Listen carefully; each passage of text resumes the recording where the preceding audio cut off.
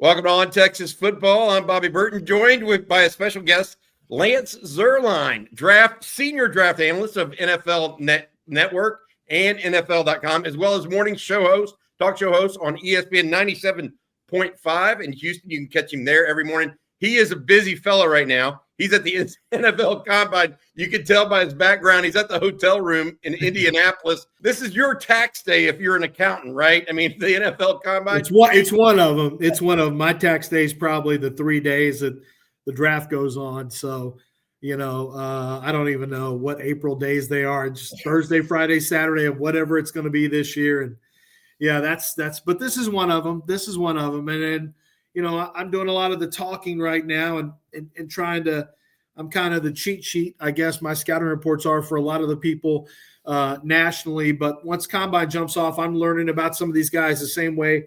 I have my opinions on them, but I want to see how athletic they are. I want to see what they look like. I want to see what they weigh right now. I have questions that are going to be answered the same as, in real time along with the people who are watching. Lance, I wanted to ask you about a couple of Texas players that I think are interesting for scouts because they have divergent views. I want to ask you that. But before we do that, I want to ask you an overall question about the draft. Strengths and weaknesses of the 2025 NFL draft as of right now, in your opinion? Well, I think quarterback is a weakness relative to what we've seen in the past. I don't think there's a lot of starters coming out of this draft. I think offensive tackle, it's not a great tackle draft. If you need tackles, last year was a much better, at least in the front end, on the top end of the draft. In the first round is a better tackle draft then. It's a little bit weak at cornerback as well in terms of the depth of the draft. It's very strong at defensive end and pass rush. It's very strong at defensive tackle. It's a very good running back draft, and it's a solid tight end draft. So I think those are the areas where it's most solid. And then I covered the positions. It's not a good wide receiver draft either at the top end. We're used to. I'm not sure there's a wide receiver one in this draft, the guy who's going to be a lead wide receiver for an NFL team. So that's kind of saying something. Yeah, and as a matter of fact, Travis Hunter, I think, is your top guy there now. But he's also your top guy at corner, and you rate him higher, I think, overall at corner, it looked like. Yeah. To me on some draft. Is that where you think ultimately he plays?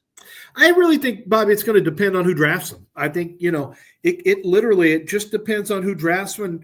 He can play either position. A lot of the teams I've talked to think he has more value playing cornerback and then stepping over and, getting on the field for 6 to 10 snaps a game at wide receiver.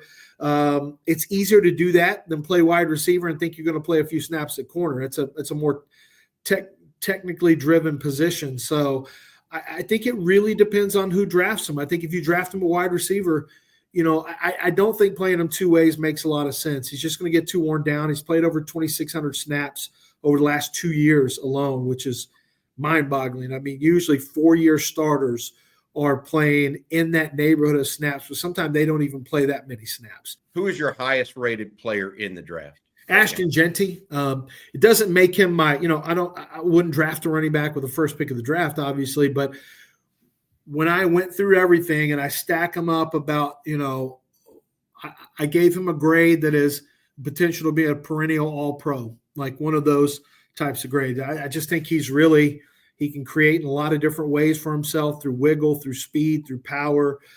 He did a lot of the heavy lifting for himself because his offensive line was pretty average. And they counted on him to lift a heavy percentage of, to carry a heavy percentage of the offense. And he did it. And he did it with an enormous amount of carries, more touches than I'm comfortable with, frankly, headed into this draft. But when I just look at just the talent and what he put on tape and what he's capable of and what he can mean to a team, he ends up getting my highest grade. That's awesome. All right. Here's another couple questions for you. Let's go to the Texas discussion part, if you don't mind, Lance. Probably the one that has most people talking is, of course, 3-year starter at quarterback for the Longhorns. Quinn Ewers comes in with all this recruiting ballyhoo, does not play at Ohio State as a true freshman as he waits behind C.J. Stroud, comes to Texas, starts immediately, has mixed results over his career at Texas, is injured a couple times. But here you are, you have him, the number 4 quarterback as of right now, going into the draft. What are your thoughts on Quinn Ewers? I think Quinn, it's tough because I'm familiar. My wife's a Longhorn, so I was I'm in Houston doing sports talk radio every day. Was at the great 2006 national championship game. Was at the Colt McCoy got injured national championship game. So it's I'm very familiar with Texas and the recruiting of Quinn Ewers, and I don't know that he ever got a swagger back. I remember I was at the Alabama game scouting Alabama, Texas when Quinn played I guess he was a freshman. 2022. What's that? 2022 in Austin, not in right. Tuscaloosa. Right, in Austin, and he got hurt in that game. But I tell you, he had some throws early in that game where I was like, wow, this kid's got an arm on him. And it was weird, Bobby, because I don't know that I ever thought that I saw him throw the ball the same way in 23 or 24. And I know there was, some injury stuff in both of those years, but I just didn't feel like he had the same juice in his arm that I saw, in 22, frankly. I think the decision-making got better as his career went along. He had that awful game against Oklahoma State in 22 and just really bad decisions at times. But he's gotten better as a decision maker. I don't think he's gotten a lot better reading defenses. And I think that it's hard to, it's just hard to get away from. I know he's had the oblique injury. It's just hard to get away from the fact that he couldn't manage 20 points against Georgia twice, Texas A&M, Ohio State. In these big games that you really need you just need one or two games to stamp yourself. Instead, you got to go back to Michigan early in the year, where Michigan wasn't as good at that time as they were maybe, obviously when they beat Ohio State later in the season.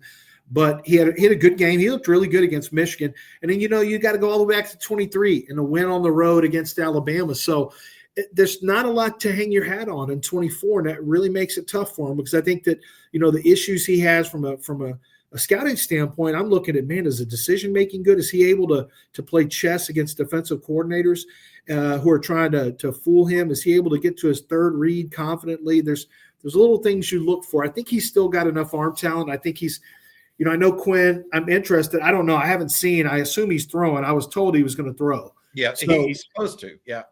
Yeah, and I know his camp wanted to get him healthy and get his weight to – I think he wanted to get a little bit bigger, more muscular, just kind of get back to a good weight where he needs to be. And I'm really interested to see him throw. I think he has to throw. There's nothing to hang your hat on from 24 other than a Michigan game early on. And after that, you had some games that just weren't all that impressive, even in wins by Texas. But I do think that a good combine. I think it's important. He comes out and reminds people by having some throws. It's on air. It's not against anyone. But you do that. You build a little momentum. You get people talking a little bit. Like, hey, we're talking about this being maybe a 2 or 3 quarterback draft. What about Quinn Ewers? And then you come out and you have a big pro day. Maybe you throw twice. Maybe you don't throw twice. Maybe you do. So Quinn right now has got to build momentum. There's no momentum for Quinn Ewers right now, and it's got to start here in Indianapolis if he's to pump himself out of the third round. I think right now he's like a third round guy, and it's hard to believe based on where he started the year, but you just can't find tape in 24 to really convince yourself. I think it's interesting because you're talking about a third round guy, but you're talking about the 4th overall quarterback. So it's to your point, it's a relatively weak quarterback. We don't draft. Yeah. Bobby, they don't draft quarterbacks in the second round. Like I looked at this over the last 10 years, there's been 35 quarterbacks in the first round. There's been 6 in the second round and then 15 in the third. You're either going to take them in the first or you're waiting.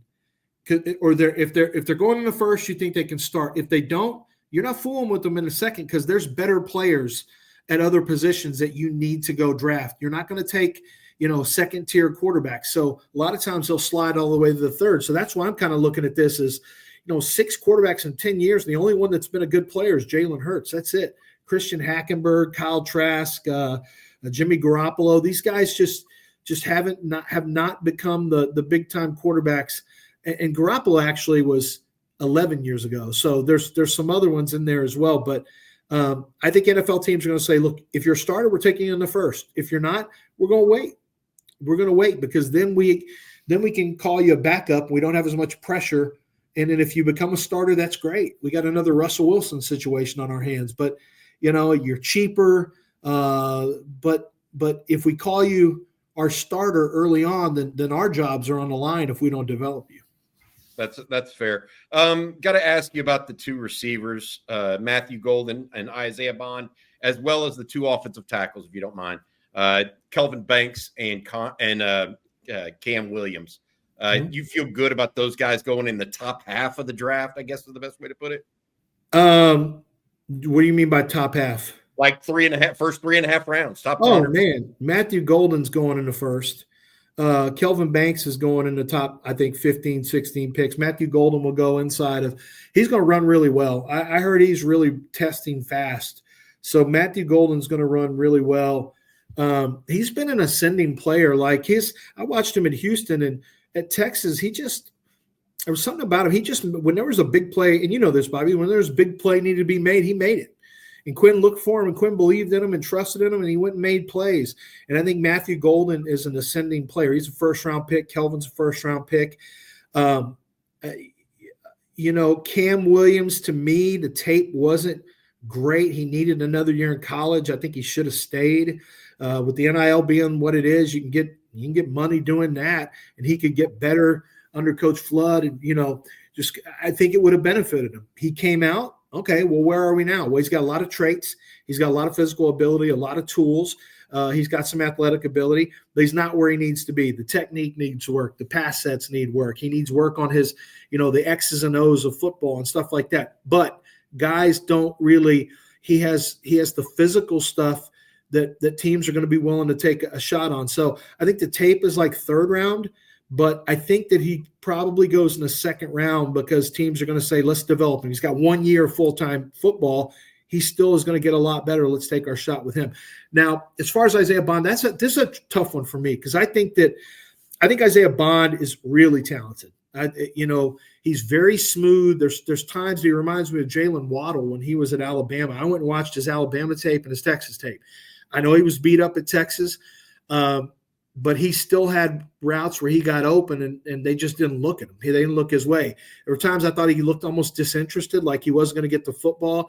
He became a zero at the end of the year. There's a non-factor. That guy's too talented to be a non-factor. So, Bond is tough because he's going to run fast.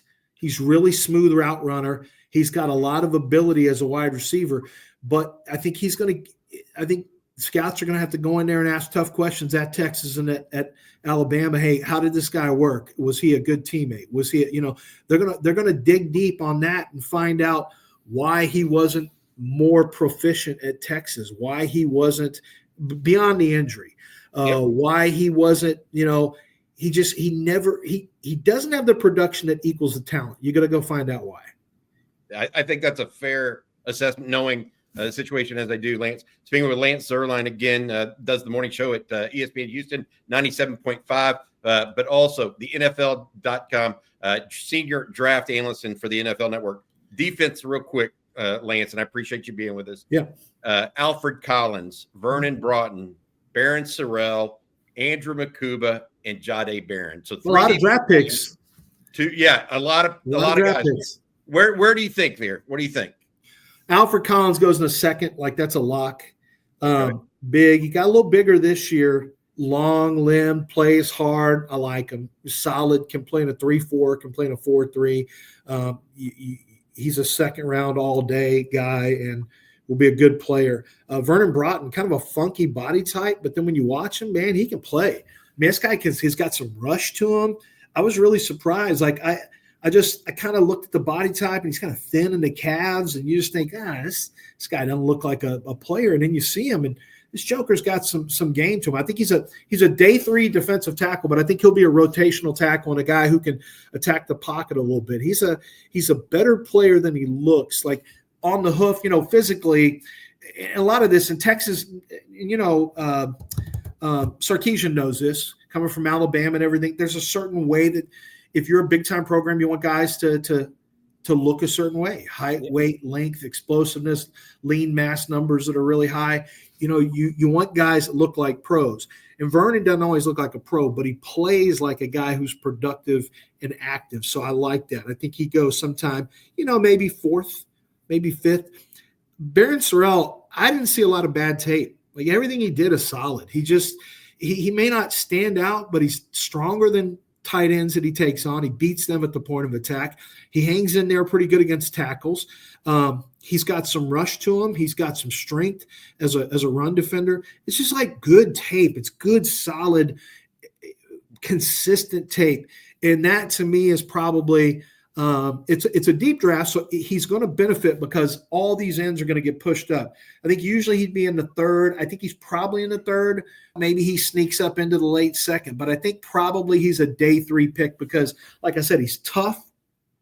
He can play all 3 downs, and just the tape's really consistent. He when Sark preseason had everybody come to the middle of the field, et cetera. Quinn Ewers was the day 1 guy that got everybody and broke them down and everything. Yeah. Aaron Sorrell was the guy that did that for the defense. Yeah, and see, that's a big deal. And when scouts go in, they want to ask, hey, who's the guy? Who's the leader of the defense? Who's the leader of the offense? Who's the guy who's in the weight room, that's keeping people honest? And who's the guy that you count on to when things are a little down in the locker room to get guys going and hold guys accountable. And, all these things are checked on by teams because they want football guys. They want football character guys who love the game. And the way he plays is like every snap, you're going to get a good rep out of Barron Sorrell. Collins, Broughton, Sorrell, Barron, I think Jody Barron has got a chance to go in the first. He had great tape this year, really played well, smart. And then Makuba, I liked what I saw from him. I watched some of the Clemson stuff and thought he was pretty good. And I watched Texas, and what I saw from him was a guy who was, we're talking about a 4-year starter. I love that right off the bat. He's instinctive. He's aware on the field. He's athletic. You can play him in a slot a little bit, but you love having him play with his eyes forward so he can use his instincts to go make plays on the football. He needs to play under control a little bit as a tackler, but he's a willing tackler, and that just needs some work. But I think he has the variety to play. He's got good football character. He's tough, and he's got some playmaking instincts. And so, you can move him around a little bit, but I think he's got a chance to be a future starter. And I would say for me, I think I've got him somewhere pegged like in the 4th round, but I think Makuba has future starter potential provided he runs, somewhere in the 4.5s. Yeah, he was a better player than prospect type guy, in my opinion. He's just one of those guys that he's a very heady player, really helped solidify that Texas secondary with his addition this year. Yeah. I don't want to – I know you're busy and everything. I'm trying not to take too much of your time, Lance. I really do appreciate it. Jaden Blue, Gunnar Helm, Jake Majors, and Hayden Connor are the 4 that are there that we didn't touch on. I'll hit on them real quick. I don't think Hayden Connor gets drafted. Hard playing guy. I don't think he gets drafted. Jake Majors to me is an underrated late, probably 5th or 6th round pick who's going to end up being an NFL starter. He's really smart, knows how to call, understands protections. He's got good size, 315 pounds checked in here. So he's not one of these 305 pounders. Like, he's a legit size guy. He's not a real physical at the point of attack player, but he understands angles, gets to where he needs to be. And that game against Michigan is great tape for him. Frankly, Texas across the board had great tape against Michigan. A lot of guys had really strong games against Michigan, but he had it in the face of playing Kenneth Grant and Mason Graham, who are going to be 2 first-round defensive tackles, and Jake held up just fine. So I think Jake probably goes like in the 5th and ends up becoming a starter in the NFL. Jaden Blue, his ability to work out of the backfield and the way they exploited defenses with him late, all of a sudden people start seeing, is this a Jahmyr Gibbs? Are we going to be able to utilize him like that? He's tough because I don't think he's the toughest runner. Like, he gets brought down, a little easy for my taste. And I think sometimes he gets off the path a little bit and will freelance a little too much. But he's so good out of the backfield that you just say, you know what? He's a mismatch player. Let's use him that way. I just don't know where usually that could be in the 3rd round. Sometimes it's in the 4th round. It's a deep wide receiver. It's a deep running back draft. I think 3rd or 4th, middle rounds. If I said middle rounds, that's probably, I think he's got a chance to go inside the top 100. Gunnar Helm, solid, can play in line. I think there are times he has really good run blocking reps, and there are other times that can be a little bit, bigger guys can be a little bit much for him. He just makes catches. He just makes plays. He's reliable. He's a really rock solid player. Third could be a spot for him. For me, I'm probably a little more comfortable in the fourth round, but I think when you get him, you're going to get a solid tight end number 2 that you develop as a guy who can, catch some passes for you and can get a little bit bigger and become a little bit better blocker than he is right now. So I like Gunnar as well. I think we covered them. That's right? All of them. Yeah. You answered all of them. And Lance, what I come into is, you think 13 Longhorns likely drafted? Yeah, I did. I don't think there's anyone I don't think there are any stragglers. There may be somebody who tests really well, but I watched Longhorns this year. I can't think of anybody. So I think all these guys, other than maybe one, maybe there's an outside chance Jake Majors doesn't get drafted, but it's not a real deep center draft. So I got to think he gets drafted. I think that's the most. I mean, Texas has been in a situation where you got no offensive lineman drafted from Texas for years and years and years. And I'm like, how does that happen at University of Texas? And where Mac had it at one point and it just completely fell off. And now I'm sitting there writing up 14 Longhorns, 14 Longhorns for the combine alone. I mean, that's crazy. I mean, that's a high number. Yeah, let me ask you this. What do you, just because I have not, this is the first time you've been on the show and everything, and appreciate the time you're giving us. What do you think of the job that Sark's done at this point, as far as reloading the roster as well as executing against it? I think he's been semifinals. Look, Sark's got to win the big game. That is what it is, and that's for every coach. Nothing changes. You got to win the big game. But Sark's done an amazing job of getting it there. I watched with Herman and Charlie and Mac and the whole 9 yards. I've been following this forever. Yep. And what Sark has done is he's been able to come in, change culture. There's a lot of stuff that needed to be cleaned up when he first got in. The thing where the players were laughing and you had Bo was a Davis, a D-line coach that was losing his mind because he wanted to win. He needed guys in there that wanted it. And I think what Sark has done is he's gotten the right guys in. Portal helps you getting guys out too. He's portaled the right guys in. Matthew Golden was a great portal addition. But more than anything, he's put standards in there, physical standards and football standards. Now, Texas has recruited some good-looking guys. They've had some great-looking 5-stars. They didn't develop them. I think they're becoming more – I think they're developing prospects better, and Sark's finding the right kind of guys mentally. There's been, frankly, Bobby, there's been talking to scouts, there's been some guys, kind of thought of as country club guys. It just didn't – they looked the part, but they didn't always play the part. They weren't as competitive. I think there's a real competition in the building now. I think – you're finding guys who are wired right. It's tough in this day and age with NIL and some of the players who are just kind of enabled and they're kind of babied and coddled. But Sark's done an amazing job of finding the right talent, developing that talent. And I always think that you want to know how good a guy's doing, looking at how many draft picks that he's putting out there. And this is good. This is really good. Yep. All right. That's Lance Zierlein, NFL Draft Senior Analyst for NFL.com and NFL Network, as well as morning talk show host. You can hear him on 97.5 there in Houston. Lance, I appreciate you. Good luck this week. You've got a busy time in Indianapolis. Enjoy yourself and have a good one, man. Okay, sounds good. Thank you, Bobby.